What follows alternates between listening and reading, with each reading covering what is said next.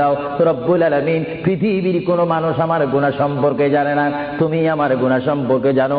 আমি এমন গুনাহ করেছি আমার বিবি জানে না, বিবি গুনাহ করেছে আমি জানি না। আল্লাহ তুমি সব কিচ্ছু জানো, হে আমার প্রভু তুমি আমাকে মাফ করে দাও। আমার আল্লাহ বলে তারপরও যদি তোমাদেরকে আমি মাফ না করি, তারপরও বান্দা তোমরা আমার রহমতের দরজা থেকে ফিরে যাইও না। আমি তোমাদেরকে হুকুম দিচ্ছি, ওয়ালাউ আন্নাহুম ইয যালামু আনফুসাহুম জাউকা, বান্দারে যদি গুনাহ করে ফেলো আমার রহমত থেকে মুখ ফিরিয়ে তুমি চলে যাইও না। বান্দা আকাশ পরিমাণ যদি গুনাহ করো, পাতাল পরিমাণ যদি গুনাহ করো, সাগরের পানি পরিমাণ যদি গুনাহ করো, পাহাড় তুলনায় যদি তুমি গুনাহ করো, আমার দরবার থেকে তুমি নিরাশ হইও না।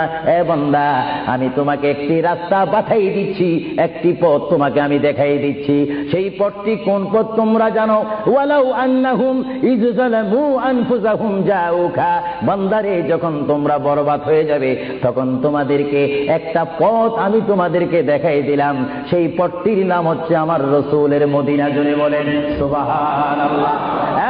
বান্দা আমার নবীর দরবারে গিয়ে কেঁদে কেঁদে তোমরা বলো, ইয়া রাসূলুল্লাহ, ইয়া হাবিবাল্লাহ, আয়া আকা ইয়া রাসূলুল্লাহ। আল্লাহ কোরআনে বলেছে, ওয়ালাউ আন্নাহুম ইয যালামু আনফুসাহুম জাউকা ফাস্তাগফিরুল্লাহ ওয়াস্তাগফার লাহুমুর রাসূল। আল্লাহ বলেছে, হে বান্দা তোমরা ডানে না গিয়ে, বামে না গিয়ে, পিছে না গিয়ে তোমরা সরাসরি আমার নবীর কদমে চলে যাও। আমার নবীর কদমে গিয়ে আমি আল্লাহর দরবারে তোমরা তওবা করো। তওবা করতে করতে তোমাদের চোখের পানি যখন বাইর হয়ে যাবে, আর ওই মুহূর্তে যদি আমার বন্ধু যদি তোমাদের জন্য আমার দরবারে সুপারিশ করে, আমি আল্লাহ তোমাদেরকে ওয়াদা দিয়ে দিলাম, গ্যারান্টি দিয়ে দিলাম, আমার রাসূল যদি তোমাদের জন্য আমার দরবারে সুপারিশ করে, সঙ্গে সঙ্গে বান্দা তোমার অতীতের জীবনের কবিরা সগীরা গুনাহ মাফ করে দিব। জোরে বলেন সুবহানাল্লাহ, আরো জোরে বলেন